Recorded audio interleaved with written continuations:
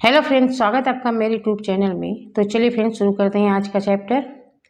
भारतीय विज्ञान संस्थान कहाँ स्थित है? तो आपका ऑप्शन 1 सही है, बेंगलुरु में स्थित है भारतीय विज्ञान संस्थान।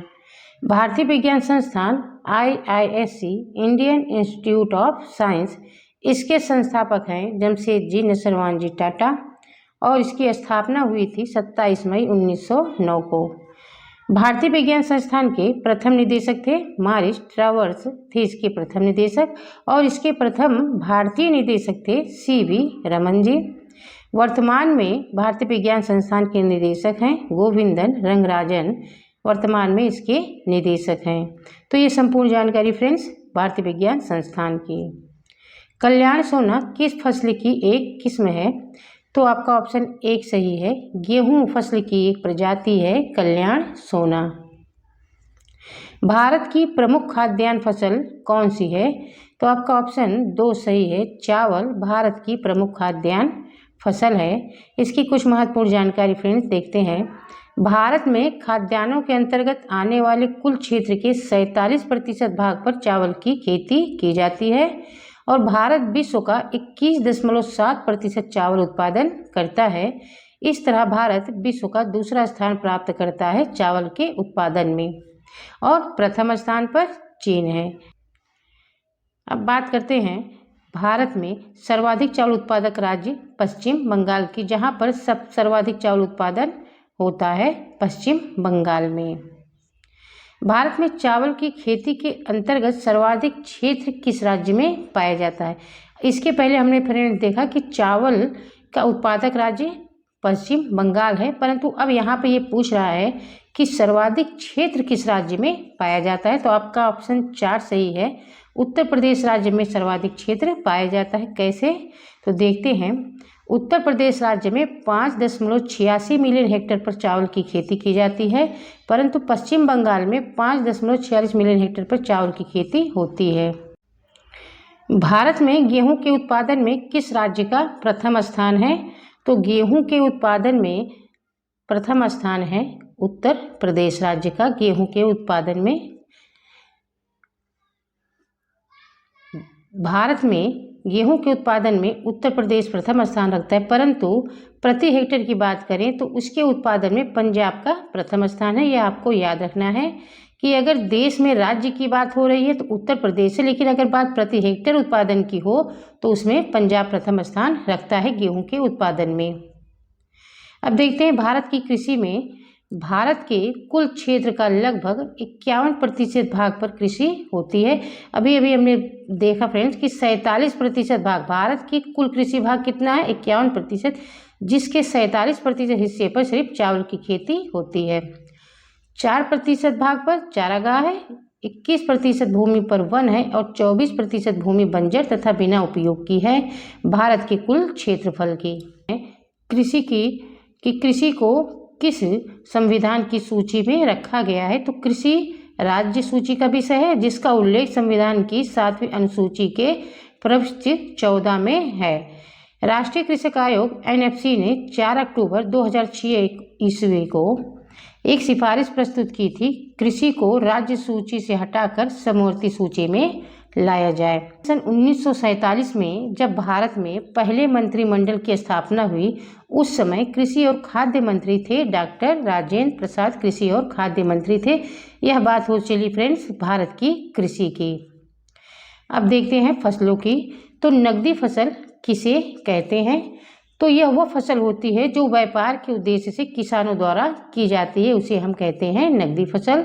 जैसे कि कपास, गन्ना, तंबाकू, जूट, जिससे व्यापार हो, जिसे बेचा जा सके, उसे ही नकदी फसल कहते हैं। रबी की फसल किसे कहते हैं? तो यह आपको ध्यान रखना है कि अक्टूबर से नवंबर माह में बोई जाती है और मार्च से अप्रैल माह में काटी जाती है, तो उसे कहते हैं रबी की फसल। अक्टूबर नवंबर अर्थात ठंडी का महीना होता है, इस महीने में रबी की फसल होती है, बोई जाती है और यह गर्मी शुरू होने से पहले ही काटी जाती है, मार्च से अप्रैल में काटी जाती है, उसे हम रबी की फसल कहते हैं।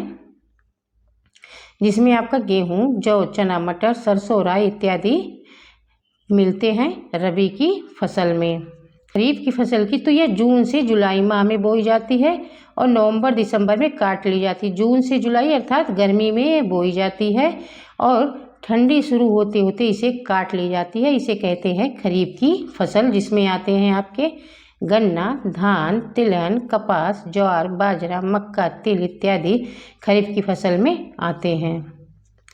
जायद की फसल या जिसे हम गर्मा फसल भी कहते हैं, यह मई जून अर्थात गर्मी के महीने में ही बोई जाती है और जुलाई अगस्त में यह काट ली जाती है। बरसात के महीने में यह काट ली जाती है, जिसमें आते हैं आपके राई, उड़द, मूंग, खरबूजा, तरबूजा, ककड़ी, खीरा इत्यादि। ये सभी जायद फसल या गर्मा फसल में आते हैं।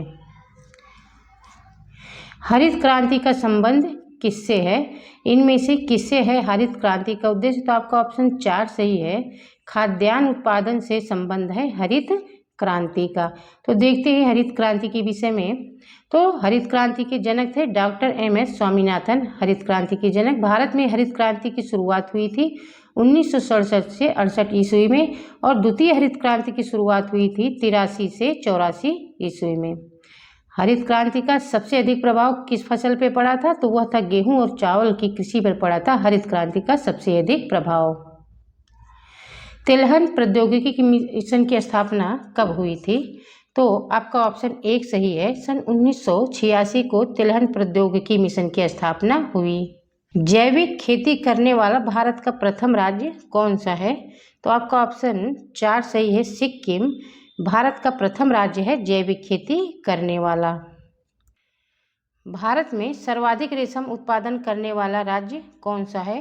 तो भारत में सर्वाधिक रेशम उत्पन्न करने वाला राज्य है आपका ऑप्शन 3 सही है। कर्नाटक राज्य सर्वाधिक रेशम उत्पादन करने वाला राज्य है। भारत का कौन सा राज्य नमक एवं मूंगफली के उत्पादन में प्रथम स्थान पे है? तो आपका ऑप्शन 4 सही है। गुजरात नमक और मूंगफली के उत्पादन में प्रथम स्थान पे रखता है भारत में। राष्ट्रीय बागवानी बोर्ड की स्थापना किस वर्ष हुई थी?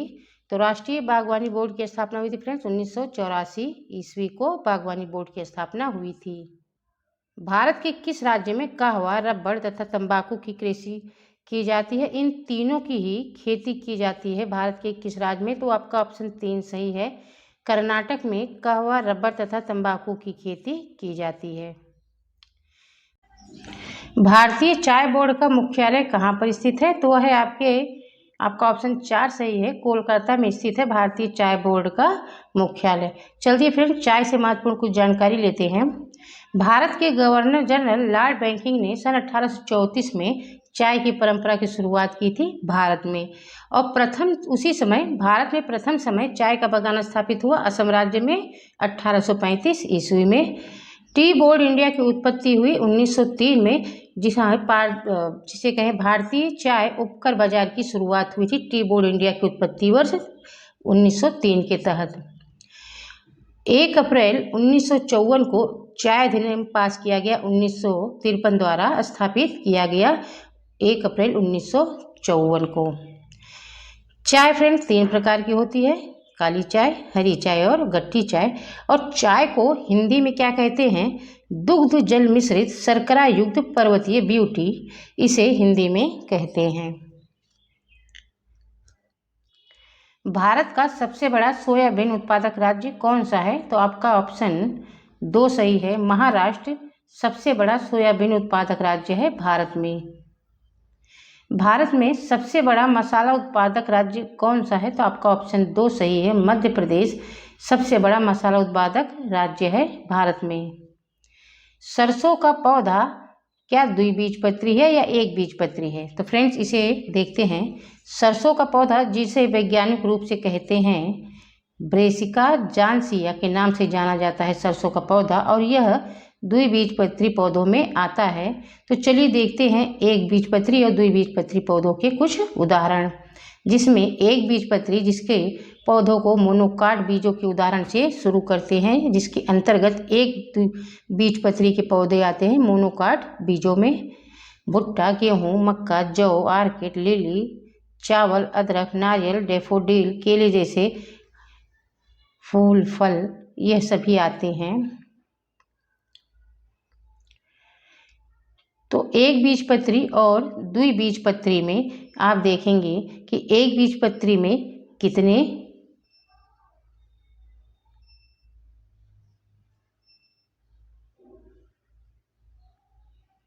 तो चलिए फ्रेंड्स देखते हैं एक बीजपत्री और द्विबीजपत्री के पौधे। तो मोनोकाट बीजों के उदाहरण हैं एक बीजपत्री के, जिसमें भुट्टा, गेहूं, मक्का, जौ, आर्किड, लिली, चावल, अदरक, नारियल, डैफोडिल, केले जैसे और भी कई पौधे आते हैं मोनोकाट बीजों के उदाहरण में एक बीजपत्री में। द्विबीजपत्री के पौधे फ्रेंड्स होते हैं डाइकोटाइलडॉन वाले पौधे होते हैं द्विबीजपत्री के, जिसमें होते हैं मटर, डेजी, मूंगफली, पुदीना, गुलाब, फलिया, दल, टमाटर, सलाद और बलूत जैसे और भी पौधे होते हैं द्विबीजपत्री में।